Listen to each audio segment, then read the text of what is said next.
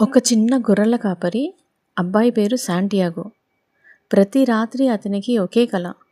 ఎక్కడో దూరంలో ఉన్న నిధి తనను పిలుస్తున్నట్టుగా అనిపిస్తుంది. ఆ కలను నమ్మి, భయాన్ని కాదు తన హృదయాన్ని నమ్మి అతను ప్రయాణం మొదలు పెడతాడు. ప్రయాణంలో ఎన్నో నష్టాలు వస్తాయి, మోసాలు ఎదురవుతాయి, పైగా ఒంటరితనం. కానీ ప్రతి కష్టం అతనికి ఒక పాఠం నేర్పిస్తుంది. అప్పుడు అతనికి అర్థమవుతుంది, యూనివర్స్ మనతో సిగ్నల్స్ ద్వారా మాట్లాడుతుంది, మనం వినగలిగితే చాలు. మన నిజమైన నిధి బయట కాదు, మన లోపలే ఉంటుంది.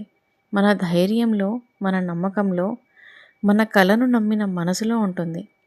ఆ కలను నమ్మే ధైర్యం ఉన్నవాడే నిజమైన ఆల్కెమిస్ట్.